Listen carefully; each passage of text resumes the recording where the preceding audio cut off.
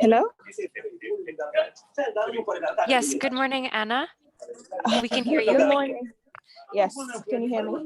I think we can get started while we wait for the GPPA to join us. Abdullah just talked to them and they're trying to log in. So meanwhile, we can start and then they can join us.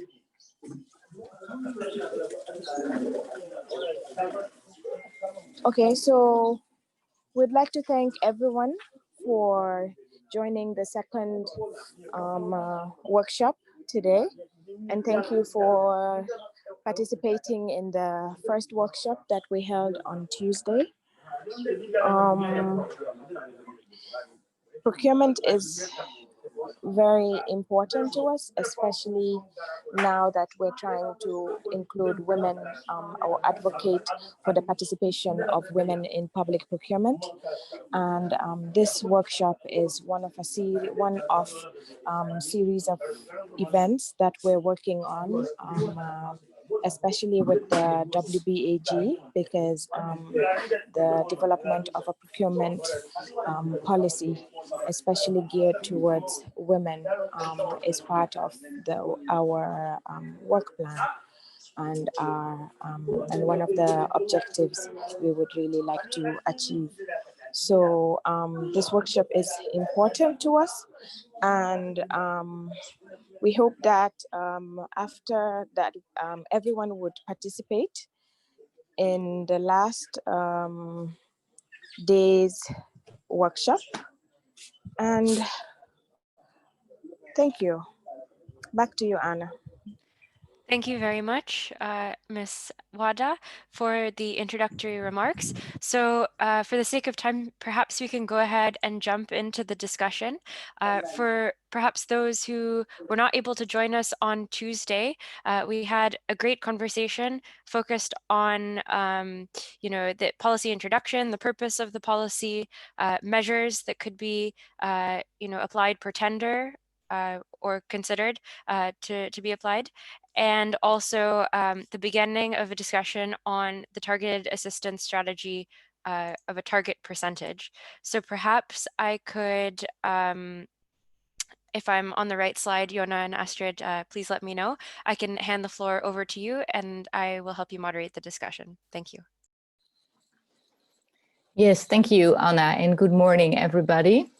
Yes, we will continue basically where we left things last Tuesday. What we would like to do is to first go through the targeted assistance strategies and then discuss them. And hopefully we will reach a consensus on which targeted assistance strategy will be selected by the Gambia for use to establish more public contracts won by women-owned businesses.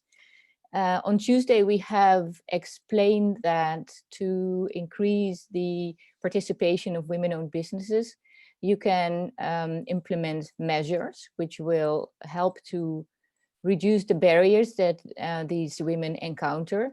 You can also take action that really puts them at an advantage, and that's what we call targeted assistance strategy. I would first like to briefly explain the four that we have and then continue with the discussion that we already started on Tuesday on the target. So Anna, maybe you can click to the next slide. Thank you. Well, this is the target percentage of the entire purchasing spend to be realized at women-owned businesses. We talked about it quite a bit on Tuesday. It's a percentage that would be established at country level, which means that all procuring entities will work on contributing to realizing this target. Not every procuring entity may be able to realize the same target. Some maybe will do a lot more, some will maybe do less, but on average, we are all trying together to realize the target percentage that we still have to agree on. Just now the next slide, please, which is the targeted assistance strategy of subcontracting. Whereas with a percentage, you are not really putting women at an advantage, but with this strategy you do, because it is a strategy in which you make it obligatory for suppliers who want to participate in a public tender to work with a women-owned business as a subcontractor. So they can only submit an offer if they work with a woman-owned business. Obviously, women-owned businesses can also submit an offer. This is something that you would use in open tenders, which means that anyone can compete who feels that they can. But if a non-woman-owned business participates, then a subcontractor has to be selected that is a women-owned business. It is in a way a quite a simple strategy, because it's the market, the contractors that submit an offer that really do the work, because they go and find a woman-owned business that will work with them. But as a government procuring entity, you will just have to make sure that the women-owned business is actually doing the work. For example, by paying directly to the woman-owned business. And this is to prevent suppliers from saying, okay, I have a woman-owned business and they will work with me, but in reality, they will do the work themselves. That is, in short, the strategy of subcontracting. Then the next one is on the next slide. It's the strategy of price preference. This is a strategy where everyone can compete, so it also applies to open tenders. But if a woman-owned business submits an offer, you will give her additional points when you score the offer. Usually you score points for price, you score points for quality. And then a woman-owned business gets additional points, so she gets an advantage on the price part. This means that if, let's say, there are two offers, one is from a woman-owned business and the other one is from another kind of business, and they score more or less evenly on quality, then the woman-owned business will win because she gets a higher score on price. It also means that a woman-owned business could win the contract, even though the quality she offers is a little bit less, because her score on quality is then compensated by a higher score on price. You could do this, well, it will be in open tenders, because women-owned businesses will compete against the others, so to say. So you have to be aware of the fact that you may have to pay a little bit extra compared to if you would not apply the strategy. Obviously, you have to make sure that the offers will be of good quality. You don't want to pay for extra for someone who delivers inferior quality. So you have to set good quality standards anyway. But this can help women-owned businesses to win when they are not yet strong enough themselves to compete on price, for example, because they don't yet have the economy of scale, which makes it possible to lower their cost price. The third strategy that actively puts women-owned businesses at an advantage is the strategy of reservations, which is on the next slide. And that is a strategy where you say, okay, only women-owned businesses can participate in this tender. In that way, you will be sure that a women-owned business will also win the contract, because others are not allowed to participate. You could do this, for example, in a market sector where you are sure that women-owned businesses are capable, and they are also capable of competing against each other, but they are not yet capable of competing on a, let's say, open market. So it would be a market sector where women-owned businesses are underrepresented, if you like.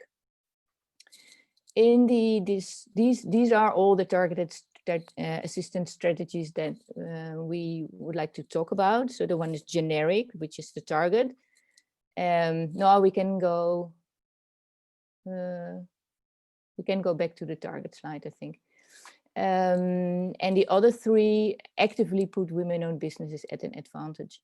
In the January consultations, in the country dialogues that we did, we discussed these as well. we discussed them maybe less extensively than we talked about all the barriers and the measures, but what we wrote down is that Gambia was in favor of having the target percentage and also in favor of the assistance strategy of reservations. Not so much of price preference and subcontracting, but maybe in today's discussions we will think differently about that.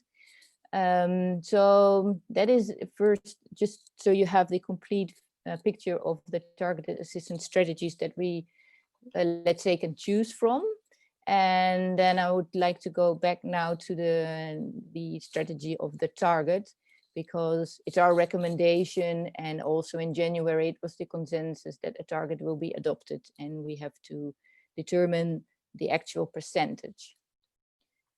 Knowing that we talked about this on Tuesday as well, I am really interested to hear from you what percentage would be a good percentage for the Gambia. And just, and then I'll stop talking. This percentage should be ambitious. It has to show we take this seriously, the empowerment of the women-owned businesses, but it shouldn't be too high, because then it becomes unrealistic. Also, the percentage doesn't have to be realized in 1 year time or 2 years time. We can say, let's go for like a 5-year timeline or maybe a 7-year timeline.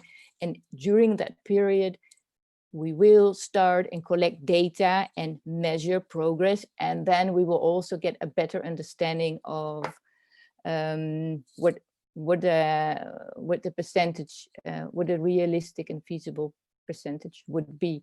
But we have to start somewhere. Who can I welcome to comment on this?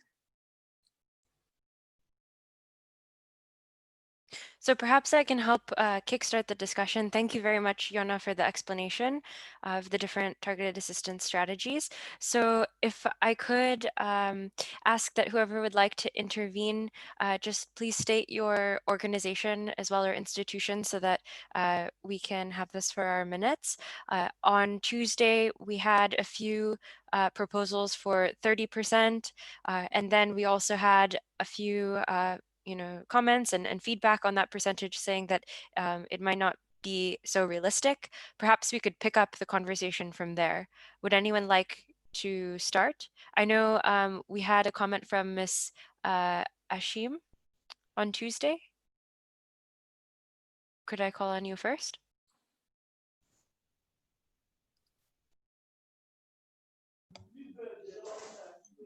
Good morning, Anita. Good morning, everyone. I think I will still maintain the issue regarding the targeted percentage for this, because the issue that I'm really having on is to do with the inconsistencies it will have with the agreements that government has signed with other agencies. How are we going to match into that?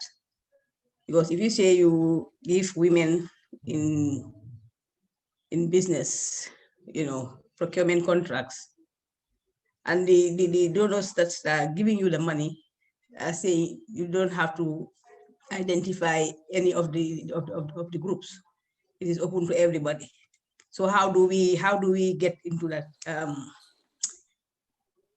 How do we synchronize that issue?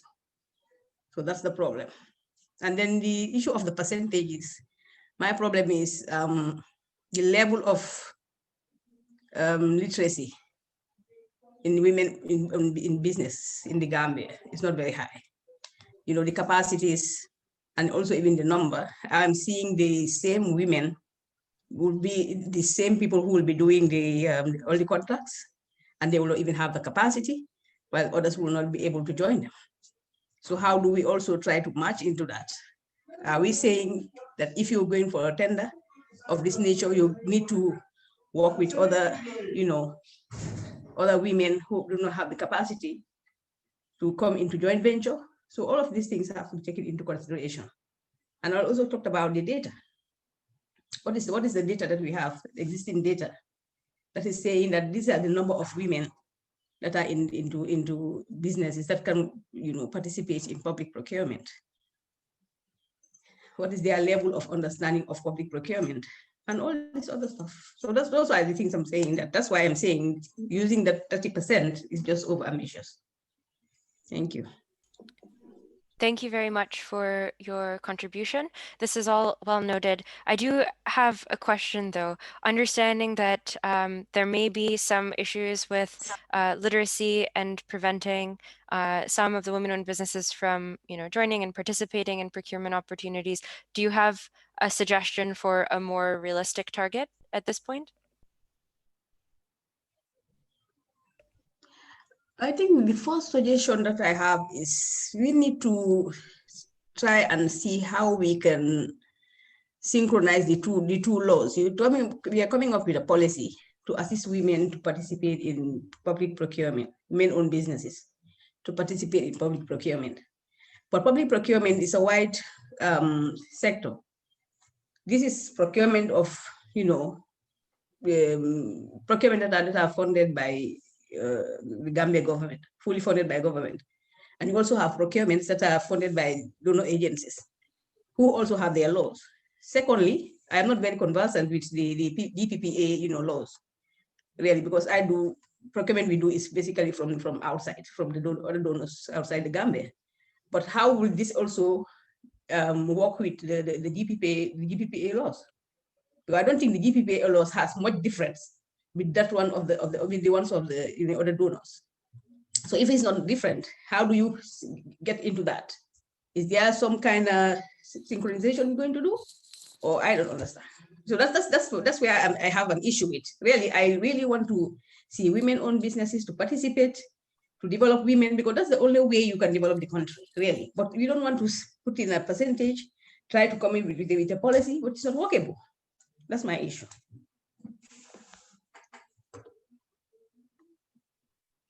Yes, well, if I can comment on that already, then thank you. I think it's very good to mention these things and to have a percentage that's realistic. And technically, I guess that donor-funded programs, they all have their own rules that have to be followed. And that if that doesn't cater for assistance strategies like we are talking about now, then that spend should be excluded from the target. I see, I'm just checking if there is okay.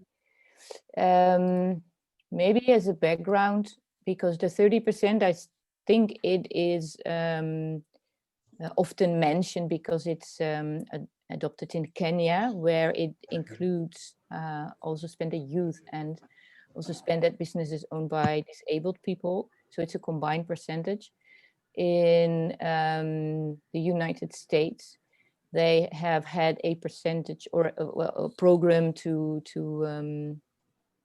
have more public spend realized at women-owned business already for a long time. I think it's more than 15 years. There they have a percentage of 5. I think in Kenya, it's a bit hard to find data, but what they have realized under their opportunities program is also around 5%, but that's then the total for women, youth, and people with a disability.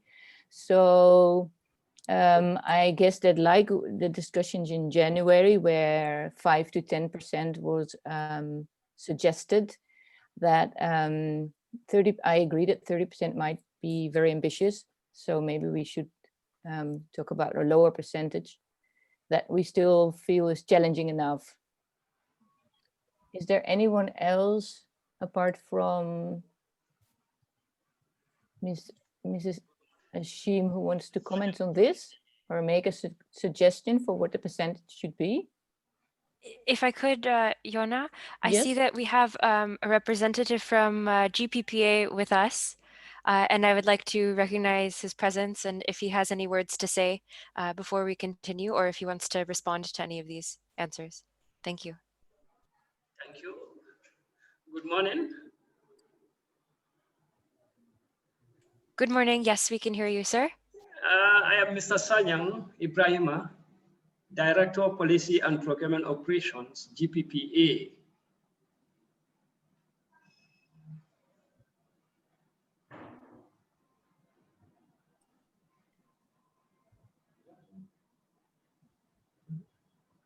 Okay, Mr. Ibrahima, good morning. Nice to see you again. Would you like to comment on the discussion that we're having now on the percentage that the government would like to realize at women-owned businesses? Thank you very much. And let me first apologize for a little bit late comment. I was struggling to send something to the minister relative to the GPPA Act, which of course will be very important in what we are discussing right now, because without the approval of the Act, some of the things that we are talking about may not be, it's going to be very difficult to take decisions on them. But when it comes to the percentage that you are talking about, obviously, we just indicated it, as we always mention during our previous meetings, that in the Act, it can only be indicated that there is this intention. Of course, it's indicated, clearly captured, that there is a need for the provision of a quota or percentage for women, like what we are talking about. The percentage is not indicated. It is the regulations that will clearly indicate the percentage. So as at now, we've not talked about any percentage yet. Of course, the advocate is like 40%, and that is something that we have in mind.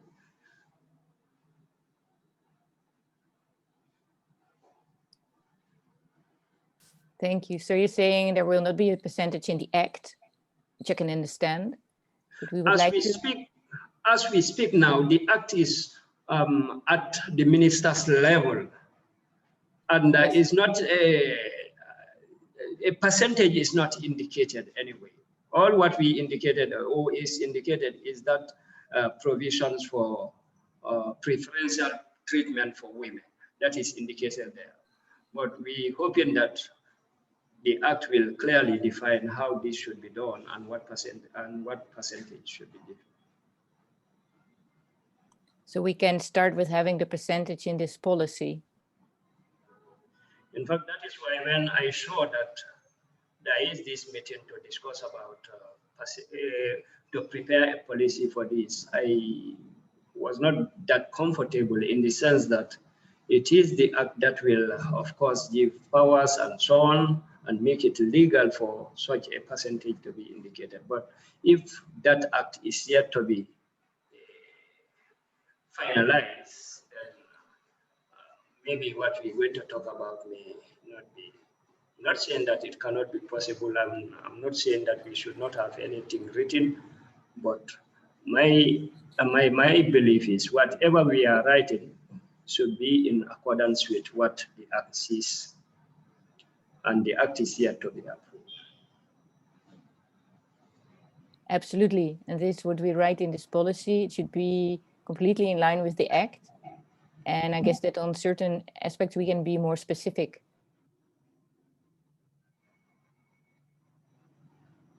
Yeah, that's a specific aspect of it can only come when the Act is finalized. And in the meantime, we're discussing the policy, and obviously it has to be in line with the Act. It can't be illegal, so to say. But I guess it's good to know what we want to do in terms of the targeted assistance strategies. So if the Gambia wants to start an implementation program, for example, then we have already a framework to work with, even though the Act is not yet final. Do you agree? No, it cannot be finalized at this stage. I don't think so. The Act? No, even the policy that you are talking about, because here we are, I think part of the forum will include some legal-minded people and so on, so that they are advised best. But what I am saying is, you are talking about a policy, and this policy must be in accordance with an Act which is yet to be finalized. So I don't know where we are now. Definitely. So maybe those people who are legally minded can be in a better position to advise on some of the implications. Yes, I understand that. We can discuss about this in the meantime. And then if it's clear what the act actually states, then we know how this policy can be finalized as well.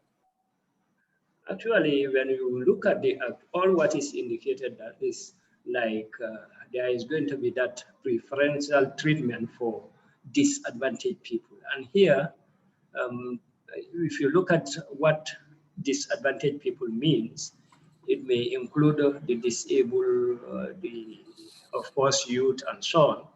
But then we feel that when come the regulations will now clear everything about what we mean disabled people, which of course include women. And if I may cite examples of other countries like Kenya, 40% is allocated for these disabled people. And out of that, you have the disabled, you have the youth, and of course, if I would remember figures, it's like 18% to the women and 18% to the youth, making 38, and the 2% is given to the disabled, something like that.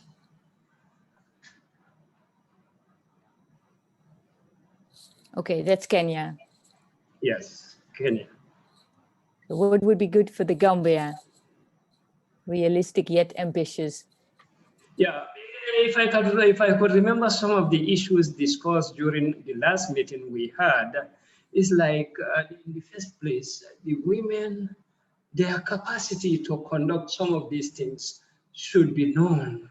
So if I could remember, it's like the discussion was like a research is needed so that the capacity of women themselves will be known. If I can cite a simple example from this COVID-19, some women were given to supply certain goods and they were not able to do so.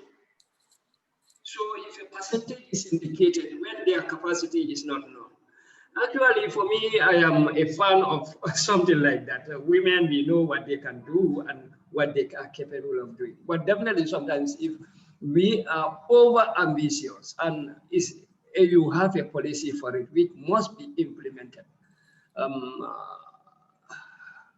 it may not be that workable as you may think.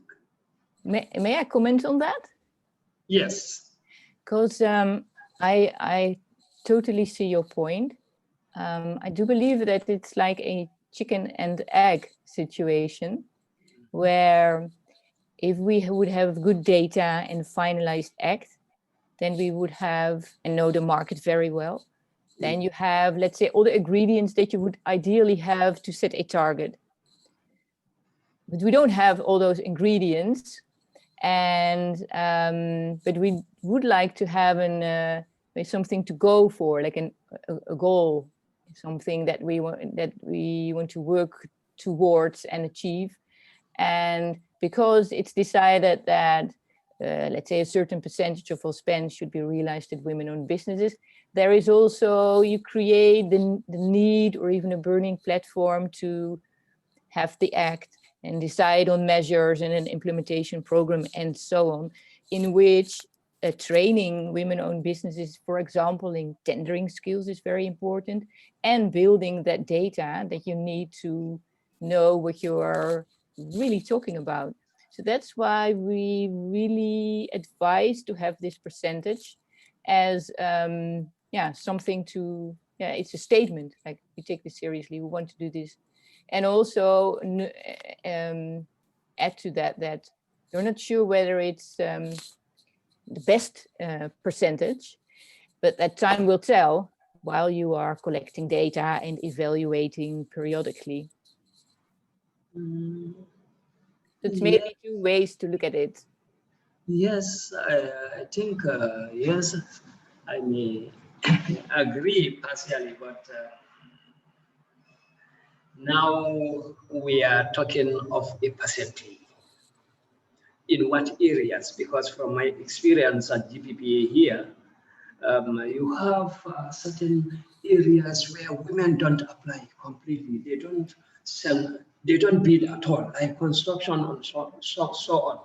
But in some areas like food and food services, or hospitality services, they can do those things perfectly. That is why, to me, I believe that the data is very important so that we know where they are very strong.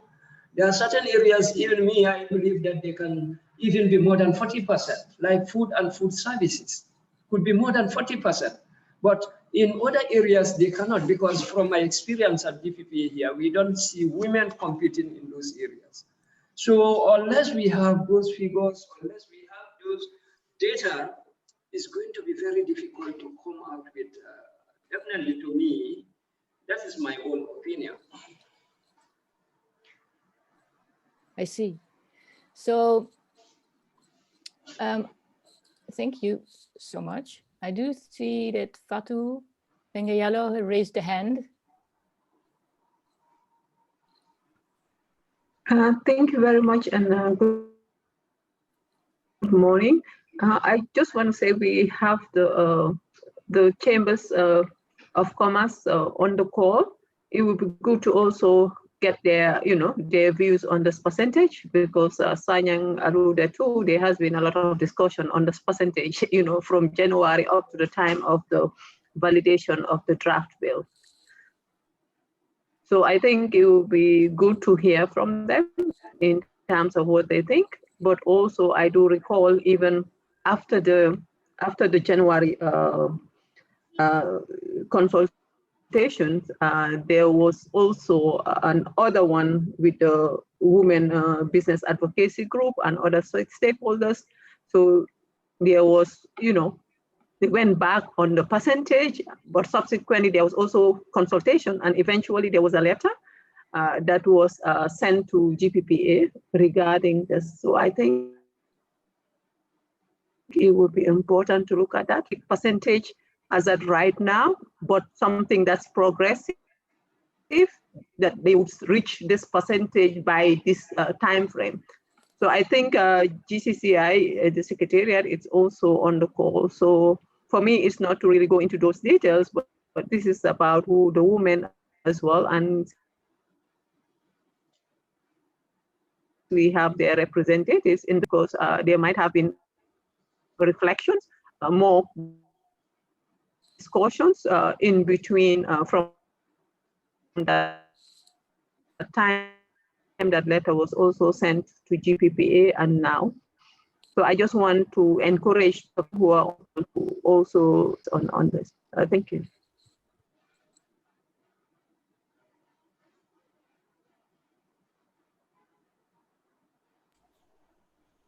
Thank you very much, Fatu. Yes, we invite anyone from the Chambers of Commerce and the advocacy group who've had these discussions in the past to participate and share their views. That would be very useful. Thank you.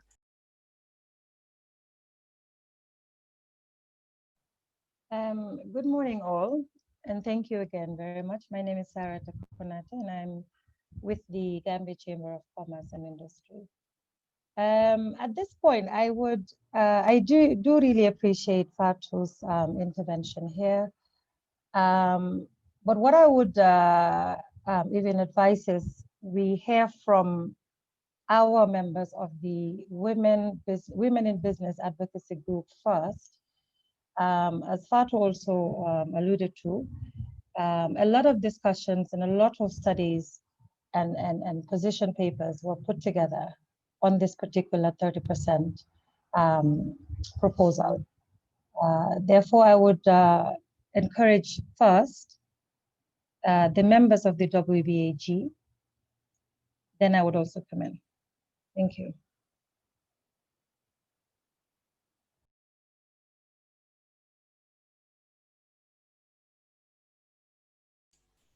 Thank you very much. We invite the representatives or members of the WBAG to speak if you would like. Thank you.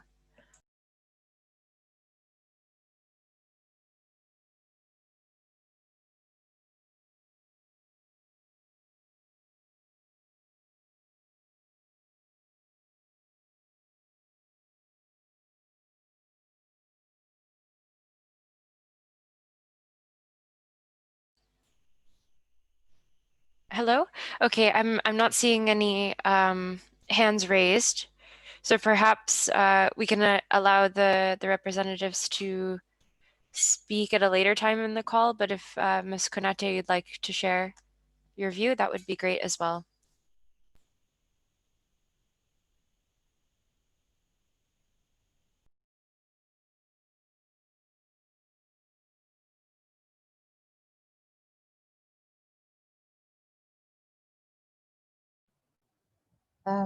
Thank you again, Anita. I would say that I would agree with Mr. Sanyang and Mr. and Ashimi on the need for not really justification, but on the need for really aligning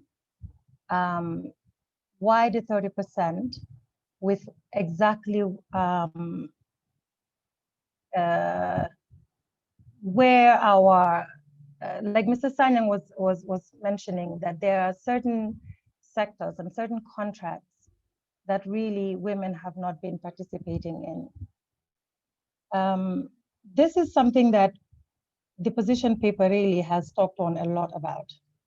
We have gone through several studies. We have done interviews, we have done focus group sessions and talked to women. We have also done, which is also important and which is something Mr. Sanyang again is very much aware of. A lot of capacity building sessions and trainings have been done on procurement, particularly and specifically for women.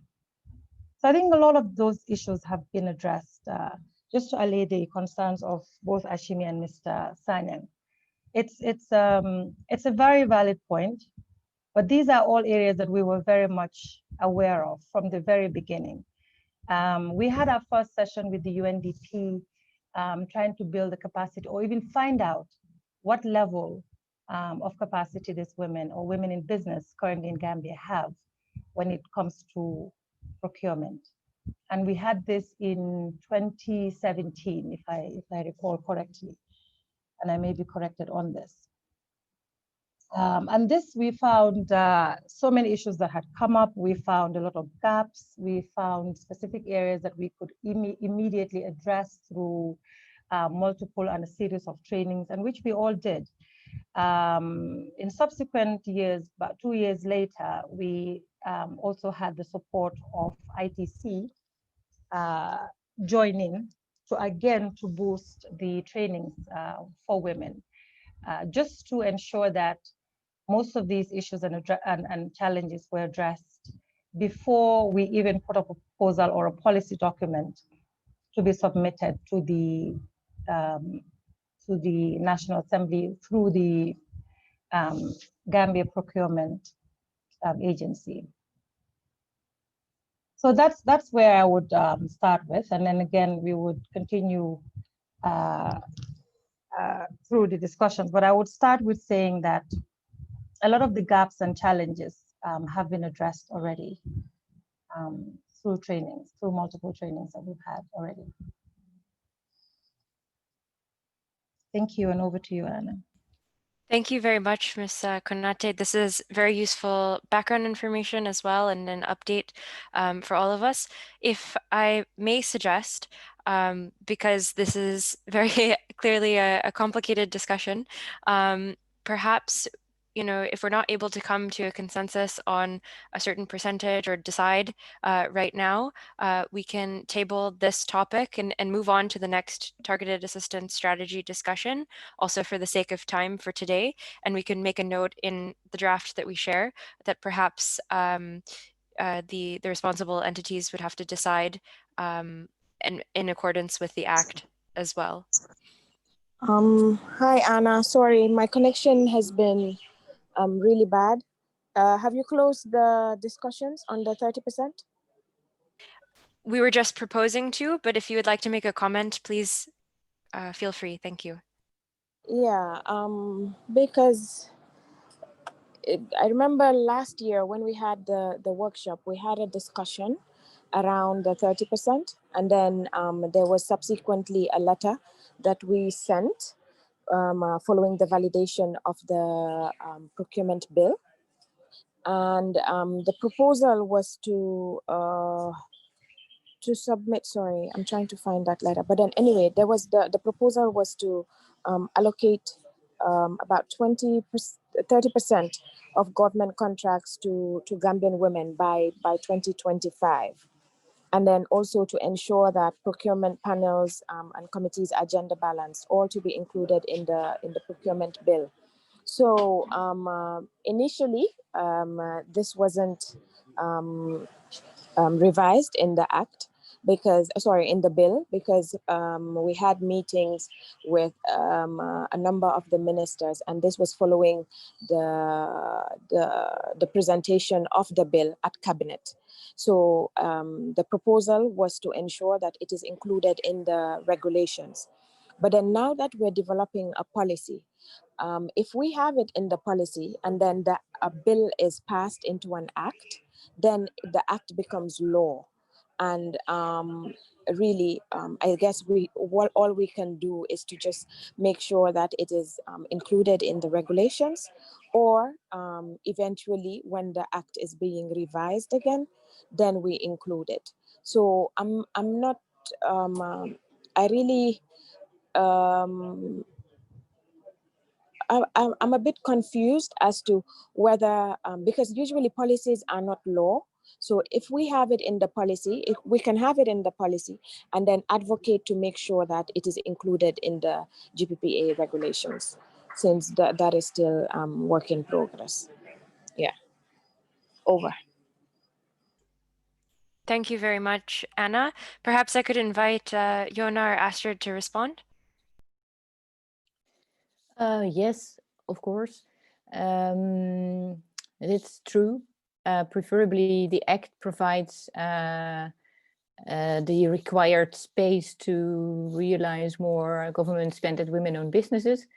And if there is not an Act yet, then it's good to have a policy that is has a different status, that we are well aware of that. But in the meantime, it can be well, set the scene for what you want to do, and the instruments that you have, like the measures and targeted assistance that you are talking about, to work these things into the regulations. That is definitely something to do.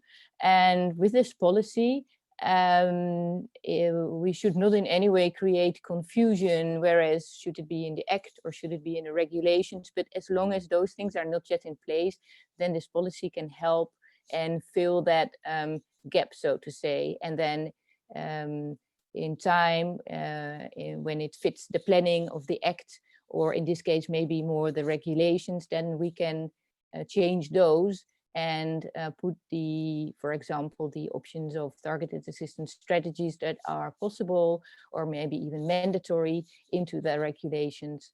So these discussions we have to have anyway, and if certain things are already made possible in the bill and then in the future in the Act, then we don't need a policy to discuss and establish that again.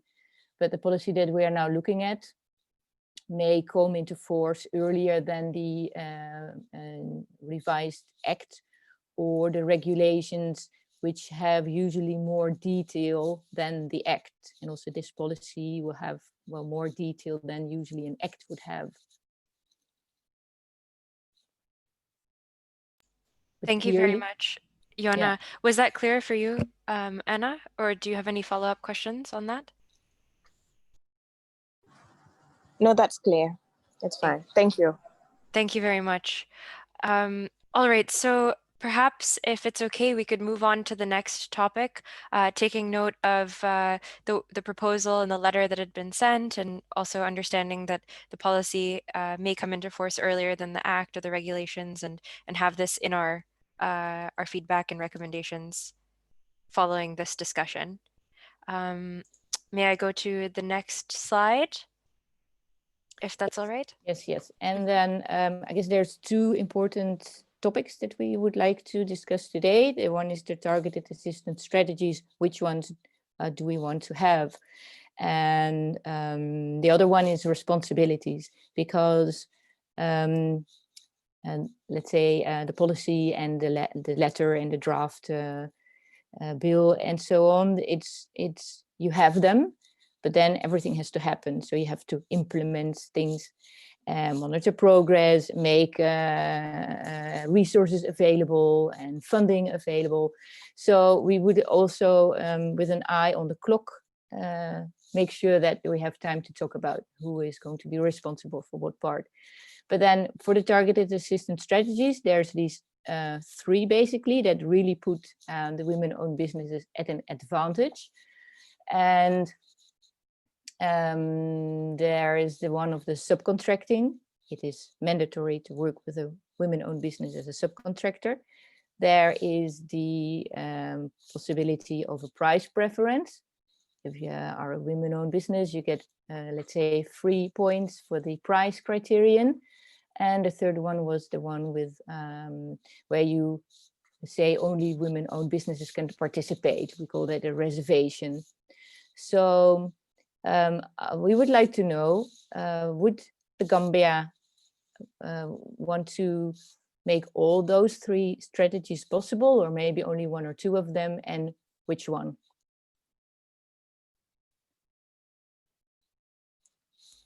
So perhaps you could take one at a time. Should we start with subcontracting? Okay, I thought I could combine it all. Yeah, okay. No, okay. yeah, it's also fine, because I already said in January we talked about reservations, to use reservations, where actually you have 2 flavors. You can say either only women-owned businesses can participate. That would be in an open tender, but you can use it also in a closed tender, where the procuring entity decides, okay, you and you are welcome to compete. And in that you can also say, we only select or invite women-owned businesses, or we always invite 3, for example, of which 1 will always be a woman-owned business. But anyway, subcontracting, is that something that Gambia wants to include in the policy? Is it like you have it, like subcontracting plans as in high value contracts? Yeah, usually, yeah, that would be in a contract that has a financial value that makes it that it's still interested for still interesting for the main contractor to participate, because obviously his revenue will be less. So okay, I just want to understand something. So high value contracts would include, let's say, infrastructure contracts and the like? Could be, well, it could be any contract that for that sector can be considered sufficiently large to work with a subcontractor. And the part that you subcontract, you should leave that open, so the main contractor can decide, well, I'll use a subcontractor for this or for that. And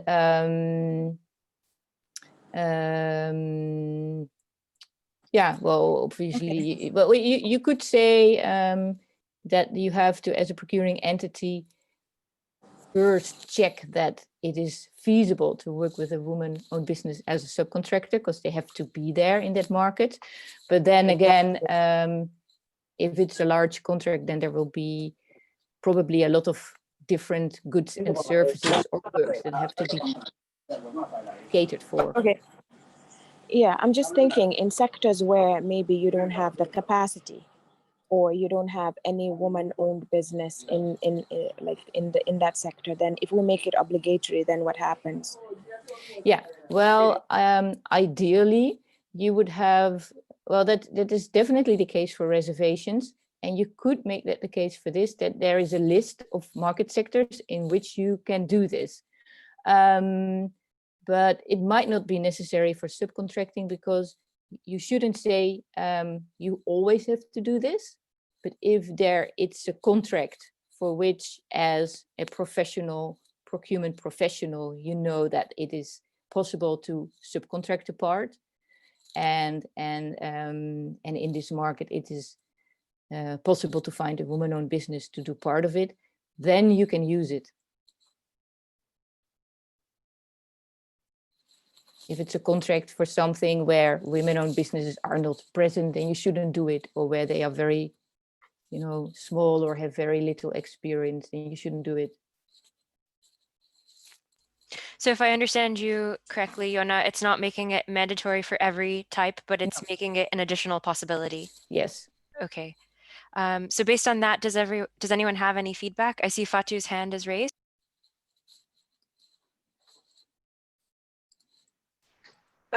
Thank you. I might have missed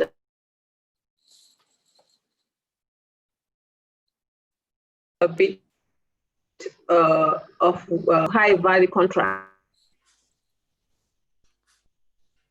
So I would assume one would have to define what high value means. A certain amount would have to be, I guess, indicated. Is that correct? You could do that. Then it would be a good idea to have different thresholds for goods, services, and works, or for example, capital investment projects. It's possible, and it requires some knowledge of the contracts that are typically awarded, as to know what the good threshold would be. But you could do that. You can leave it to the distinction of the procuring entity. And you could also say, no, we want to be more strict about it, and we determine threshold, and above that threshold, you always have to consider the option of subcontracting, or you have to subcontract unless it's not feasible with this contract. The last alternative is stronger, of course, because then you make it, let's say, obligatory that if you don't do it, then at least you have to write down why you don't use the subcontracting plan.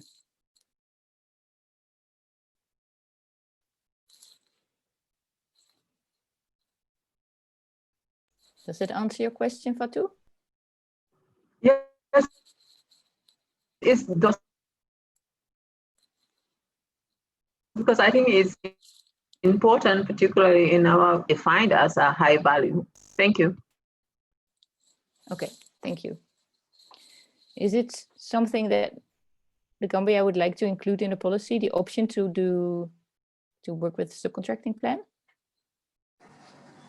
Yes, of course, provided that, like you said, we would have those provisions where it's not necessary in sectors where we don't have women-owned businesses. But then I would like to ask Mr. Sanyang if this is if that would be feasible.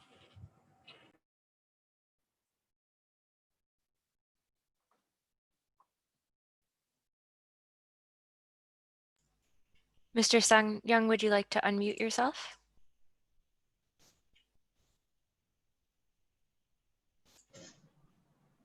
I think you should be unmuted now. Okay. Now what I'm saying is, this issue of thresholds, for me, is not a big problem. The main problem is their expertise in different areas. Threshold is not very important if at all they can execute or they can do the job. So for me, I don't have any problem with a percentage being allocated, but let it be based on whether or not they can do the job. Because if you if you give a threshold and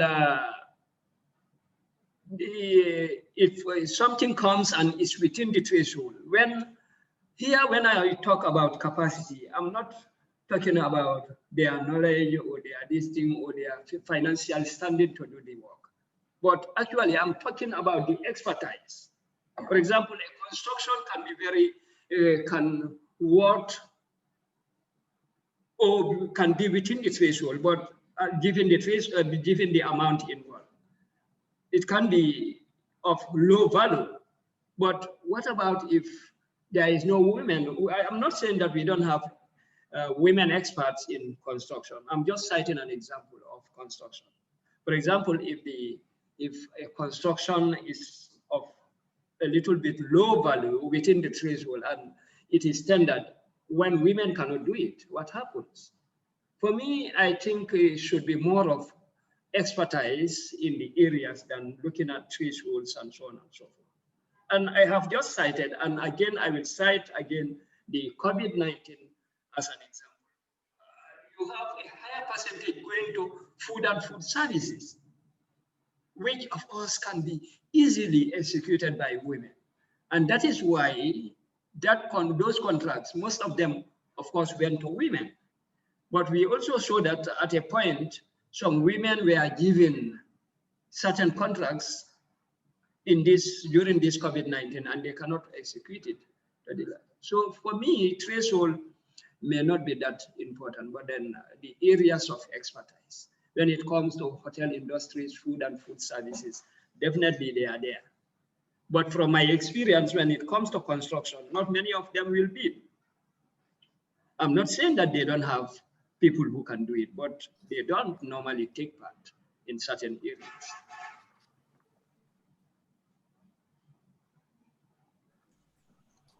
Thank you very much, Mr. Sanyang. This is well noted. So if I am understanding everyone correctly, there is agreement to consider using or having the option to use subcontracting plans, especially noting that it should be in sectors where women have the expertise, and that the threshold could be a possibility to include as well. If that's correct, Yona, would you like to make any comments? Yes, it's correct. And obviously you have to do it in sectors where women-owned businesses are capable of doing part of the job.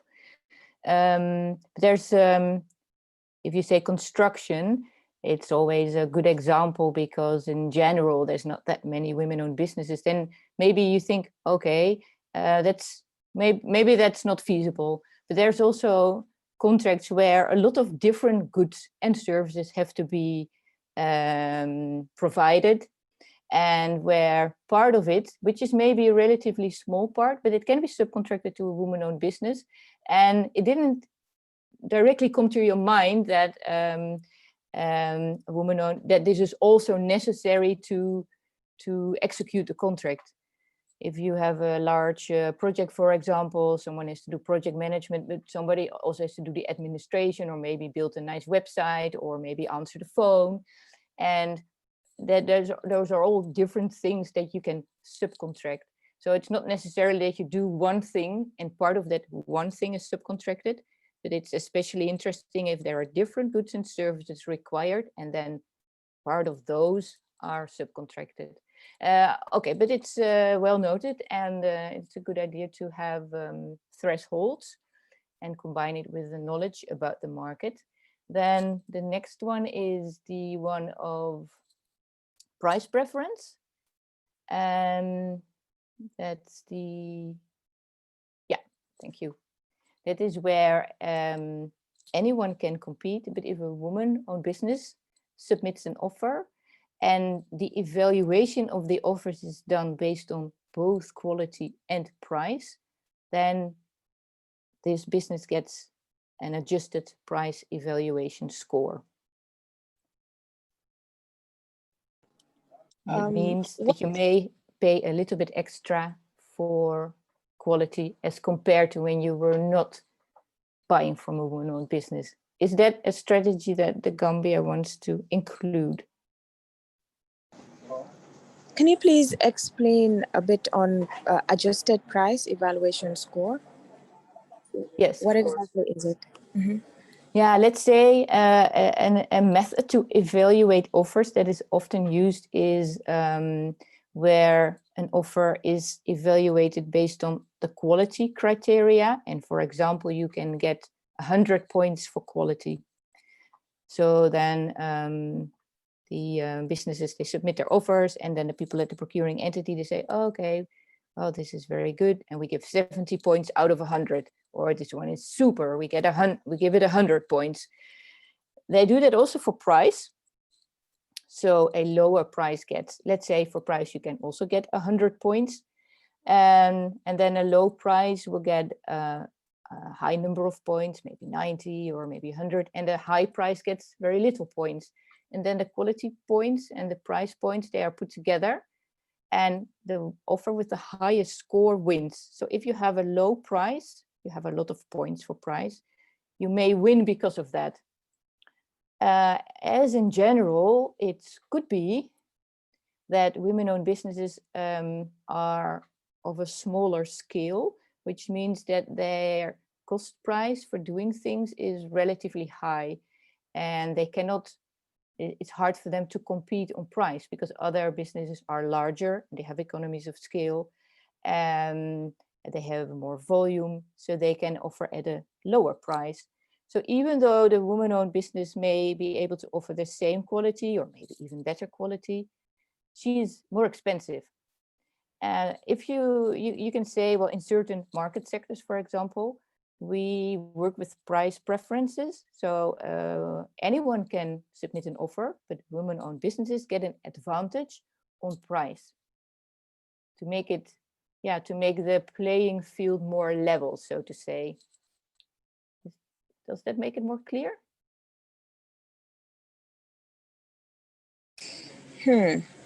So, okay.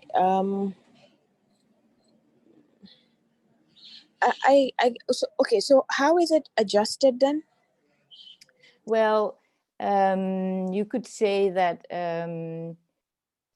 for example, okay, so in a situation where, let's say, the woman has a high score in quality and probably a low score in price, so how is that adjusted? Well, let's say that you can get 100 points for price, then women can get, let's say your price preference is maximum 15%, then the women-owned businesses can get maximum 115 points for price. So let's say they score not so good on price, they have only 50 points out of the 100, but then they get 15% extra. So they get a higher score than they would normally get. And that may help them to win the offer. It may be enough for them to win the offer. Okay, I get it now. Thank you. Yeah. Okay, I also see two people with a hand raised, Fatu and Ashim. Ashim, you can go ahead first. Thank you.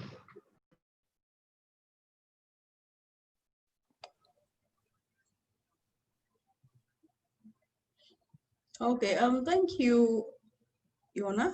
I just want to clarify where you can have this price preference, because this is not something I have ever seen in all the procurement, guidelines regarding the evaluation criteria. I was thinking that you can talk about using this in the technical evaluation, just as you do when you do for domestic preference. And maybe you can have like the women in business preference, something like that. And then you have, a score for it when you're doing the technical. But if you want to put it in price, I think when you go for price, all you do is the lowest get 100%, and you cannot get anything more than 100%. Unless and until it's something different from what the guidelines are saying. I am not too sure this can be applicable in all. Thank you. Yes, it's quite a strong mechanism, and I haven't seen it used often. In South Africa, they do it something like this, but then not necessarily for women, but in the Black empowerment programs that works with points, additional points, so to say. And it's also apart from that, it is, it also puts women at an advantage. So it's in a way positively discriminating. And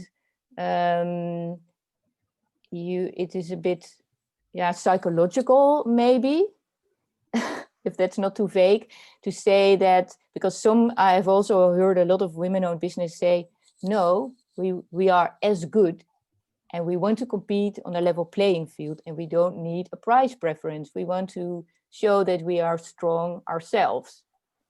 And that could also be a reason why you don't want to do this. That you can compete, but then you have to win on your own merits.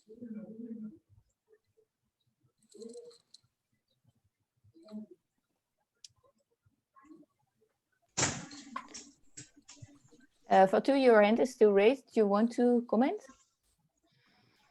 It's okay, because I wanted to ask in terms of what's been the experience using this kind of mechanism, because I think, well, to me, the bottom line is like what it means is like where the woman is able to meet the technical requirements or meet the quality aspect, even if their pricing is higher, they would still could be the candidate for this.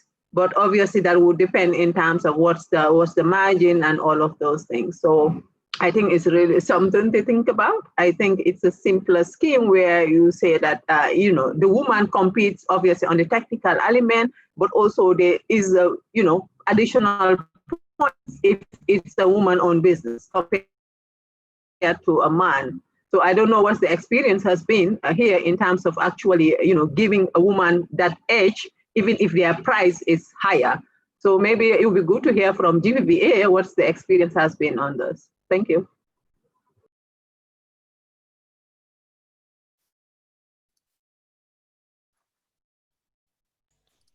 Perhaps we can hear from Mr. Sanyang.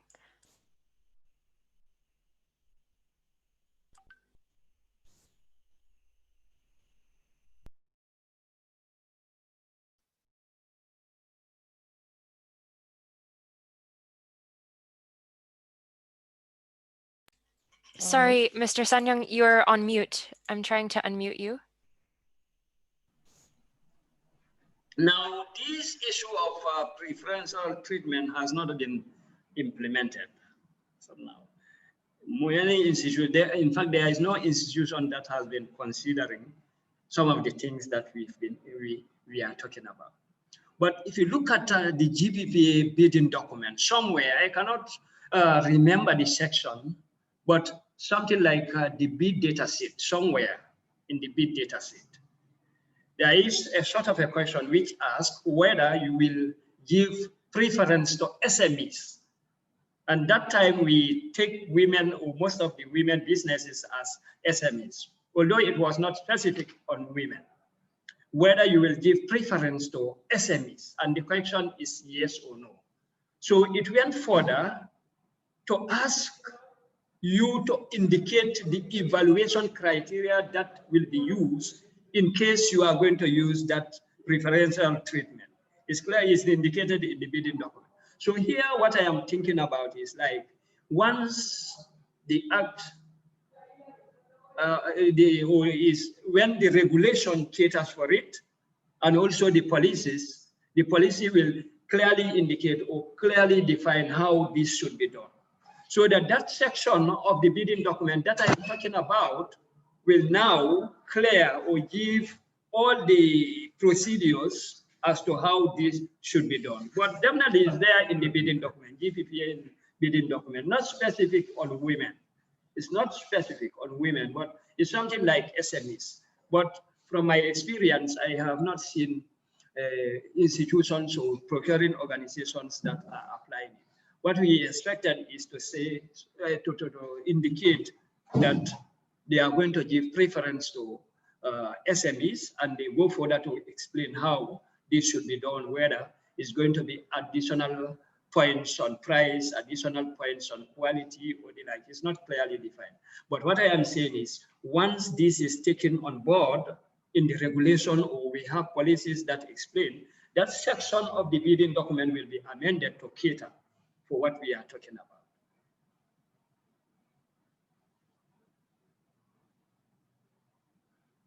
I don't know whether I was clear. Yes, thank you very much. That was clear. I'm trying to get a sense from the group whether this is something that we still may want to consider, or as it is potentially more of a heavy kind of option, whether or what your thoughts are on this. I see Ms. Konate is unmuted. Yes, thank you, Anita. I think this one actually really would be the most difficult one to actually even push, even more so than the 30%. I think it's much more difficult to justify, especially going by both Ashimi and Fatu's comments on the need to really compete on the basis of merit.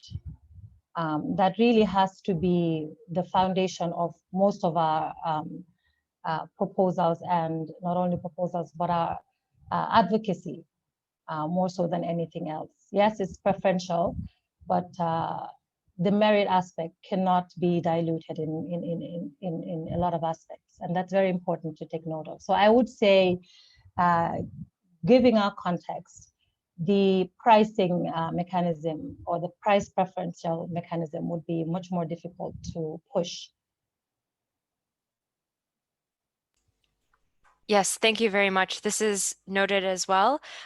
Understanding that, and please correct me or jump in, Yona, if you'd like to, that it's more often used for, protecting local businesses in relation to international bids. If I understand, maybe you can clarify on this point. But I'm sensing that maybe this is something to park in terms of the discussion and consider at a later time. But for now, maybe not to include. Yona? Yes, I feel the same, and it's in line also with what we discussed in January. And it's true that it's not yet seen in this context of women-owned businesses, and that it's usually used to, let's say, protect the national or local national businesses when there's international bidding. So let's, for now, not include it. There is an option to say yes or no in the Zoom. If you could just give us an indication, that would be very helpful.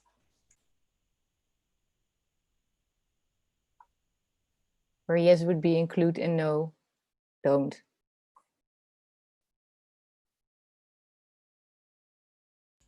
Okay, I'm seeing a few no's. Fatu, would you like to take the floor?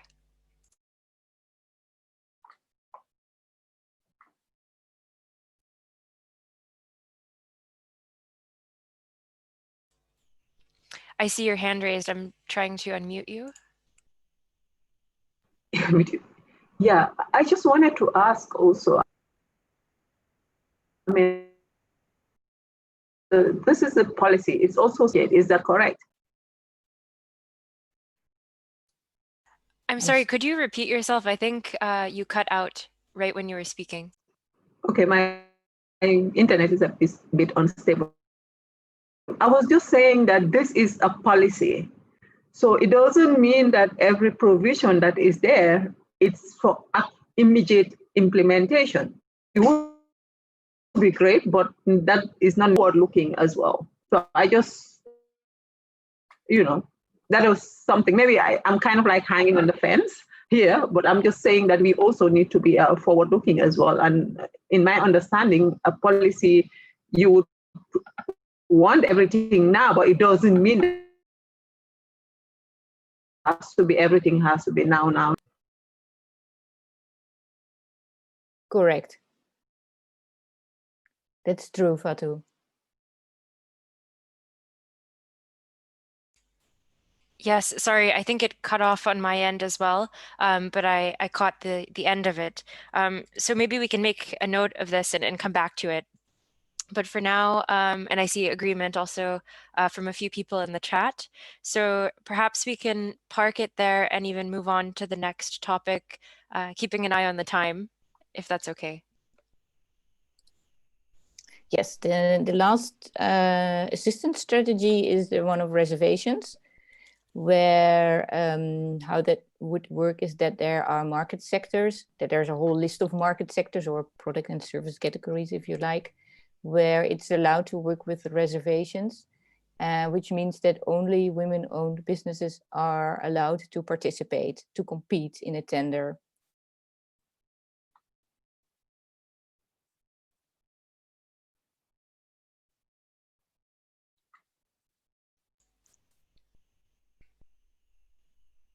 Is that something the Gambia would like to adopt? So I'm seeing one yes from Fatu. Would you like to make a comment? And then we can also open the floor for others.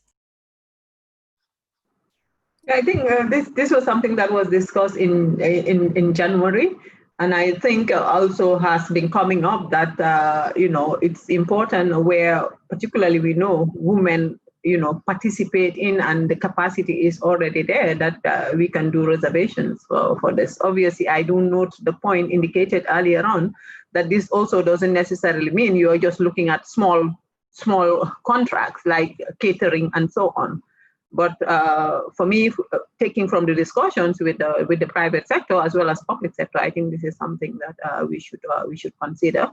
But obviously, I mean, it's important to hear from the private sector that are here and their umbrella bodies. Over. Thank you very much. Perhaps we could ask some of the private sector bodies to comment, and then I can move on to Anna as well.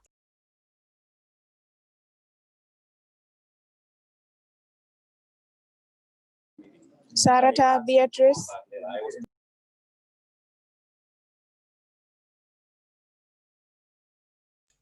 Maybe we can hear from Ms. Beatrice. Thank Hello, you. Anna. I was, my line was breaking, so I didn't get the last point.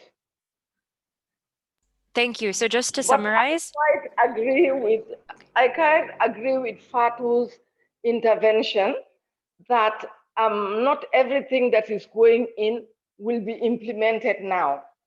So in that regard, certain provisions can be there and implemented when the time is right.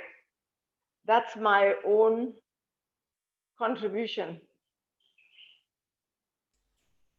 Thank you very much. Yes, this is what we were discussing before.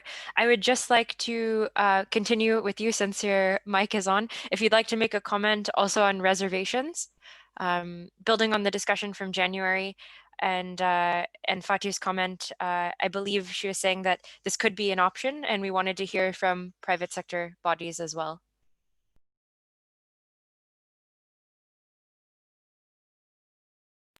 Sarata, you want to go ahead whilst we wait for Beatrice? Can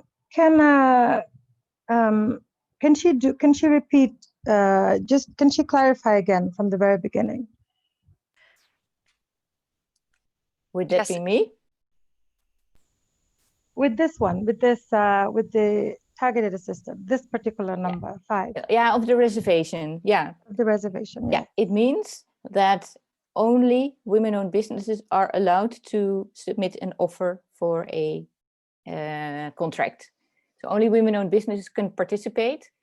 And what you would, for example, maybe it would have to be GPPA or one of the ministry, in the Ministry of Trade, they would make a list of market sectors in which you are allowed to apply this strategy. That's basically to avoid too much randomness. And you wouldn't do it in a sector where women-owned businesses are already well presented, because that's where you don't need it. But you would do it in market sectors where they are underrepresented in government spending or underrepresented in general, but have competence. Because this strategy, like the other ones, is supposed to help them where it's needed. Right. Okay. Thank you for that clarification. So my my question again would be before my answer. Instead of saying only, I do recognize what you said about it would have to be sectors where women are typically underrepresented, and therefore hence the need for that deliberate intervention. But instead of saying only, could we not go for like a higher percentage rather than only? Is it normal for a reservation strategy to say only? Yeah, it would then be only women-owned businesses, which you can also do. And this is a way to ensure that a woman-owned business wins, because no one else is competing. What you can also do, and that is for closed tender procedures, where the procuring entity invites a number of businesses to compete, that you say, well, you always invite 3 to 5. And of those, there has always, you always invite 1 if you invite 3, or 2 if you invite 5 women-owned businesses. Because often, especially with closed tender procedures, people tend to invite the businesses that they know. That's common in every country. And if you make it obligatory, if you are inviting the businesses to also invite a minimum number of women-owned businesses, then that forces the procurement professional to learn about the market and go look for women-owned businesses, or maybe contact one of the business associations or Chamber of Commerce. And then the outcome might be very surprising, because it might be that the woman-owned business submits a very good offer and wins. And if she doesn't win, then maybe next time she's invited again because the offer was second best, for example. So that's two ways, but reservation in itself is what's described here. But I do think it's a good option to also include those rules on closed tender procedures.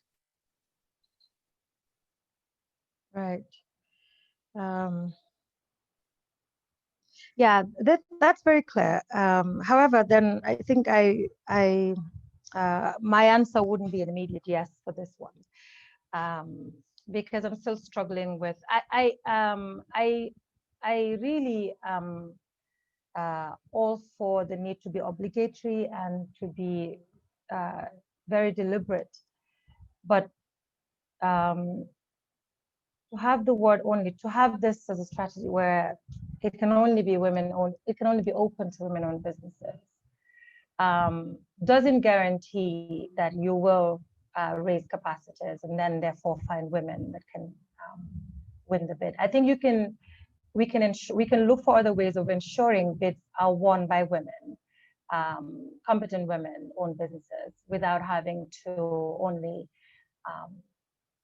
close the limitation to them alone.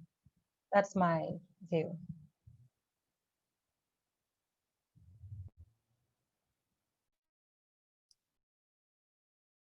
That's clear. Anyone else? Beatrice, would you like to come in now?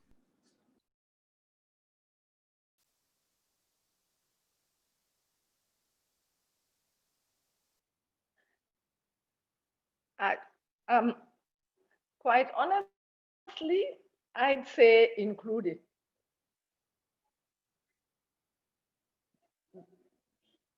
Because when it comes to monitoring how women are gaining access to these contracts, sometimes it can be very difficult, or if it's based on discretion, half of the time it's not happening. And we all know in this country that enforcement can be a real challenge, even where you have things written. So where provisions are not included in documents, it's even harder to hold them accountable. So for me, I'll say included.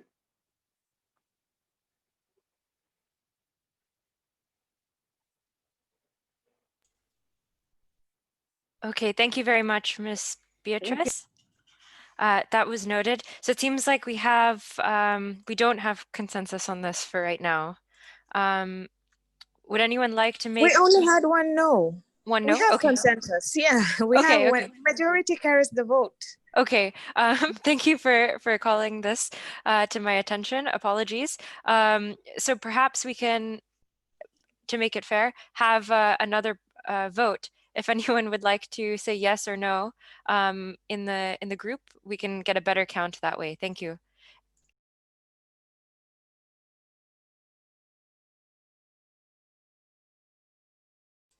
Okay, I see 2 yeses, and I also note that Ms. Beatrice had said yes before, and we have one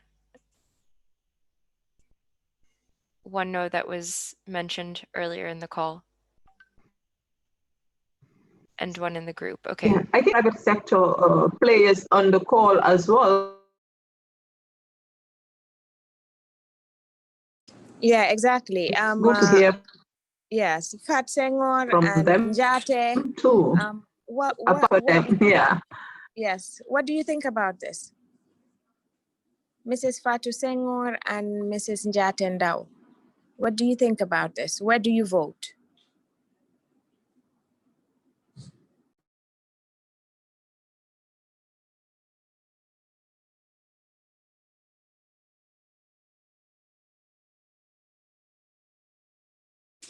Fatu and Njate, are you there? Fatu Senghor, Fatima Trading, Njate. Okay, I see another yes as well. Okay. Yeah, and maybe it's also good to emphasize, and I think it was just mentioned also by, I think it was Beatrice Mboga. These are all means to get to where we want to be, but the fact that it's in the policy doesn't mean you have to apply it always. You have the option to do it, to make it easier to realize the target. Mm-hmm. Yes, thank you very much, Yona. Okay, so I think this gives us a better sense of where everyone stands. So perhaps since we do have several yeses, we can include it for now, if that's okay. So I'll include that in the minutes. So understanding that we have just a few minutes left in the call, I wanted to open a quick poll for you, and then we really should move on to the topic of roles and responsibilities. So on your screen, you should see a poll that's being launched just now, and we have three questions for you. And that is really to help us remain accountable also to our donors, to make sure that we are having the right kinds of conversations, that we're that our interventions are effective. So we'd really like to hear your feedback also to help us improve for the next validation session too. So you should see an option to click achieved, or not applicable. And the first question, just for those who would like me to read it out, it's has your awareness of the need or rationale to create a preferential procurement policy for women increased? So this was something that was discussed on Tuesday. The second question is, has your awareness of options for a definition of a woman-owned business in the Gambia increased?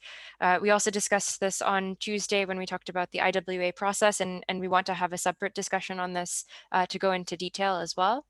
And then the third question is, has your awareness of measures and targeted assistance strategies, what we've really focused on today and the measures on Tuesday that we discussed, has your awareness of these topics increased in reference to the preferential procurement policy for women? So if you could please answer in the poll as opposed to the chat or saying yes or no, that would be really useful. We have about 27% of our participants who have voted. So I really encourage you to do this, and then we can move on to the last topic.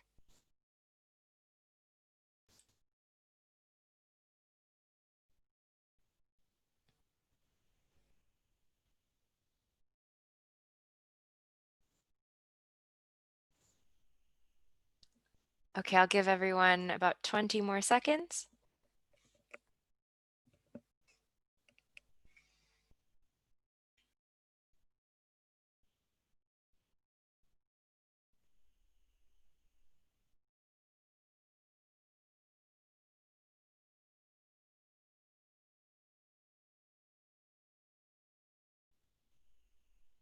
Okay, great. I'm seeing that we have several responses now.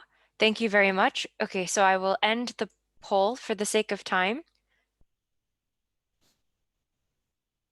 And we can move on to this last topic, understanding that we have just a few minutes left in our discussion, and we can close for today.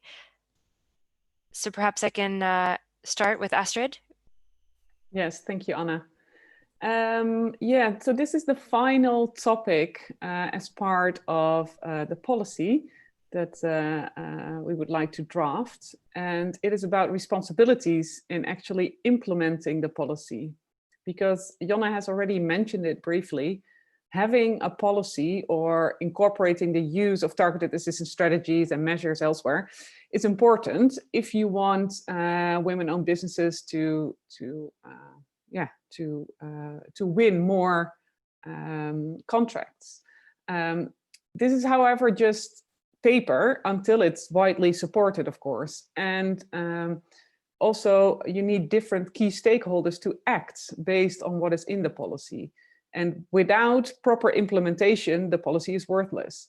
So there comes a moment where you just have to start, because then more data becomes available.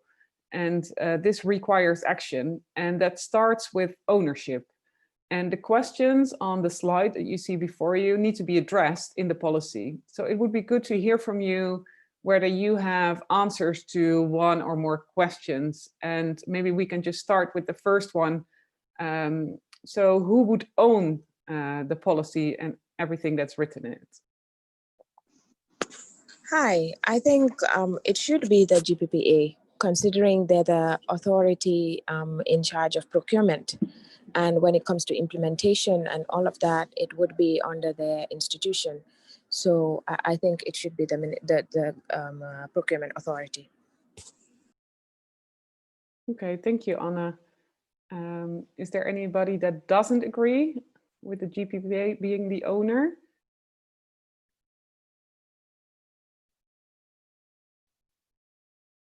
I don't see any hands raised. So who would actually take responsibility for the implementation?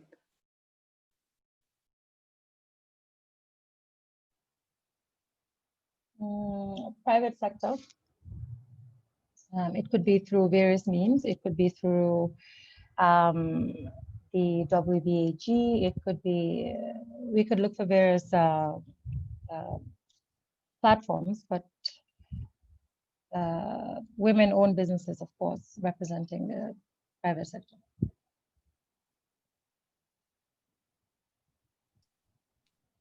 So you mean the women-owned businesses would actually be the ones, of course, that are submitting their offers, but they wouldn't be responsible for actually implementing the policy, right? Well, okay, then it'll be the, the responsible for checking the status, whether or progress or monitoring, one of those. Let me Can I come in?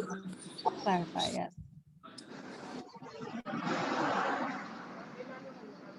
Can I come in? Yes, Anna, you can come in. Yeah, here in this case, since we're talking about public procurement, I think it should be GPPA and government. Oh, sorry, I mean public institutions. So it's because usually you have GPPA procurement officers from the GPPA stationed in all these public institutions. So once they're sensitized and then trained on exactly what to do, I think then they would be the ones implementing this policy. That's my opinion.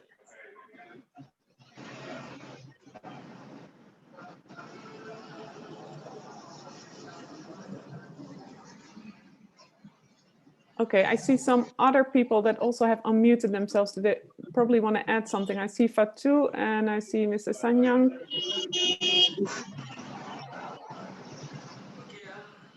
Perhaps I have a different understanding of even point one, because here when you talk about ownership, for me, I believe that all stakeholders own it. In fact, that is why this meeting is being held, so that whoever is a stakeholder owns the document to create that ownership. But when it comes to point two, who is responsible for the implementation of the policy, I believe that it should be the procuring organizations. These are the buying organizations and so on and so on. Those that spend government money. And GPPA, of course, somebody made the last speaker just mentioned about it, because at GPPA, we can monitor. When it becomes a policy, when requests are made, we'll make sure that if it is reservation, for example, we make sure that it is implemented accordingly. So I am with the opinion that, of course, for point two, it should be GPPA and the procuring organizations. Thank you. Thank you for clarifying that. I do think if multiple parties are responsible, whether it's in terms of ownership or for the implementation, an organization would have to take the lead, right? Because there have to be one point that people can turn to in terms of changes, if something is up. So even if you decide within the Gambia, there are multiple parties that are responsible, that's great. But then one organization would have to take the lead in that.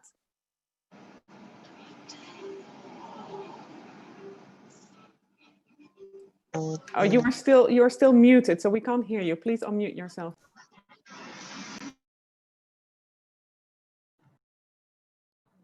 I'm talking about point one. Point one, the ownership to me is for everybody, all stakeholders. Point two is a different point. The implementation, of course, GPPA should take the lead because we regulate, and when requests come, we will ensure that procuring organizations go by what is indicated in the policy.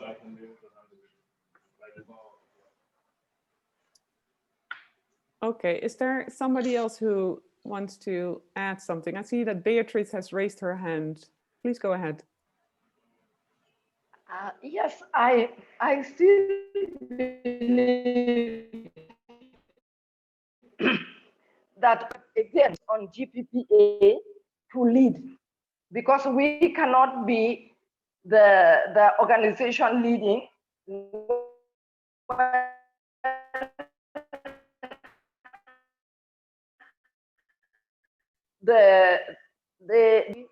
to implement with GPPA. So it's okay for us all to be owners, but still it's back to GPPA to lead. Thank you.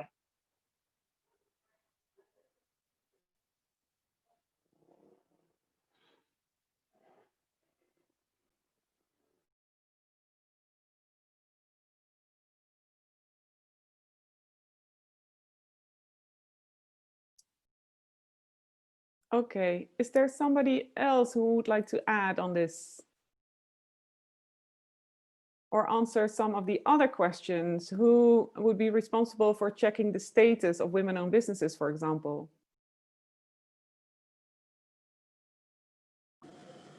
For that, I think it would be multiple stakeholders, because then you would say, let's say the Ministry of Trade, you have the SheTrades team who would then be following up like once in a while with the procurement authority. Then you have the umbrella bodies, the GPPA, sorry, the GCCI, the GWCC, and a similar business support organization. So I think here it's multiple stakeholders.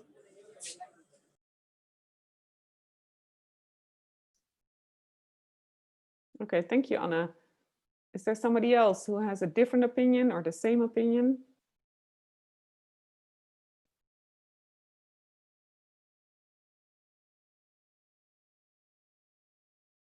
Hello, I think it's multiple stakeholders, but as you have highlighted, it's important that we actually highlight or specify who takes the lead on this, because at the end of the day, you know that institution or stakeholder would be kind of like accountable for the overall achievement of what we are setting out here. So I think we need to also, think about that. You have multiple stakeholders for everything here, but we need to have basically the leads on this.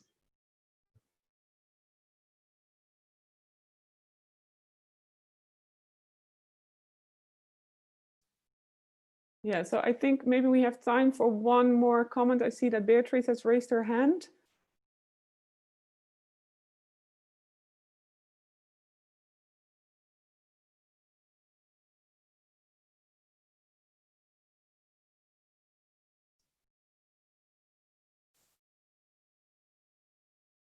Beatrice, you're still muted, so in case you're talking, we can't hear you.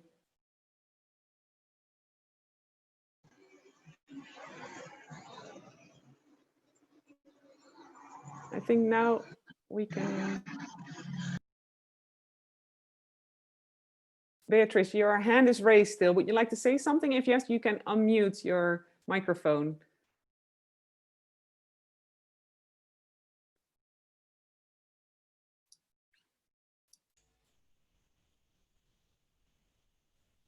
Okay, sorry for that. Sorry about that hitch. Sorry about that hitch. I see Anna suggesting the women's chamber can take the lead in this. What I would suggest, since it's multiple stakeholders, that we can take the lead, but like we have a committee of these stakeholders that we will all be working together and taking responsibility for what is happening and monitoring what is going on. I believe we can take the lead, but I hope we will have a small committee of institutions to work together with.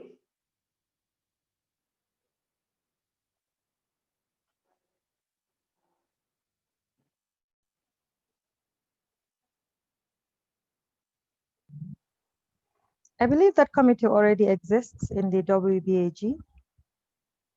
Okay.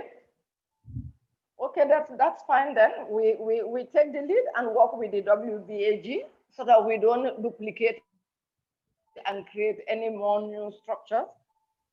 We're willing to do that. Thank you very much. Hello. I just wanted to, something just coming to mind, because here we're talking about the status of women-owned businesses. Obviously, the chambers have a responsibility because that is why people become members of these bodies. But then, what about, are we looking at the role of the Ministry for Women Affairs in this? I don't think they are on the call. But I think they're also an important entity because their role as a ministry is also looking at the policy aspect related to women empowerment, including economic empowerment.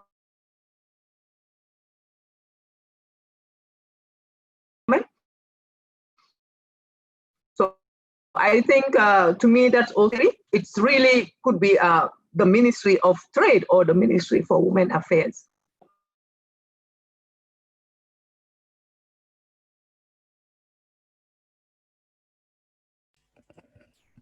Hello. Hi, everyone. Apologies. I just seen the time and we're about 10 to 15 minutes almost over. So I don't want to keep you any longer. Perhaps we can make note of all of the comments that have been shared and table it for right now and continue the discussion. And when we share the draft for comments, if you have any additional inputs you'd like to make, we can take those at that time. So with that, I'd just like to say that we really appreciate that you have been able to take the time to join us for this conversation on Tuesday and today and to give us your inputs. I think we got a lot of great information and we can send a draft to share afterwards. So for now, we will share with you the recording and the notes from this meeting and then follow up in a week or so, perhaps a bit longer with the draft so that you can all provide your comments. And then in January, perhaps we can have a validation discussion as well. So I'd like to just hand over if Mr. Sanyang is there, and Ms. Wada, if you'd like to say any last closing words, and we can end the meeting for today. And thank you so much for staying over time as well. Thank you very much, Anna. This has been very interesting discussions. We really appreciate the support we're getting from the ITC as well as SheTrades Commonwealth. I would like to thank all the WBAG members who were able to make the call and every other participant. Thank you very much for joining us. We look forward to receiving the draft and also hopefully have a validation in January in person, depending on how COVID unfolds. But thank you everyone for participating. Thank you, Mr. Sanyang, and we look forward to our continued collaboration in this regard and your commitment. Thank you very much.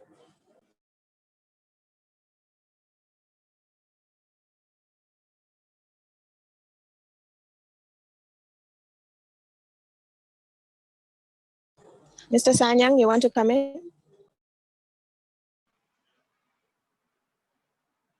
Well, thank you so much for I want to take this opportunity to thank all participants to discuss on this very important document. And I believe that, of course, the discussions are very fruitful and all the points are taken out of, and that at the end of the day, we'll have a document that is very reflective of some of the things, or most of the things that we are talking about in terms of empowering women, in especially public procurement. So once again, I take this opportunity to thank all for the participation. And we look forward for the, of course, some of the important points that are taken note of in the report and so on. Thank you. Thank you very much, Mr. Sanyang. Thank you also to Moti, GPPA, and to all of the participants for joining us today. And we will speak to you all very soon. Thank you so much and have a good day.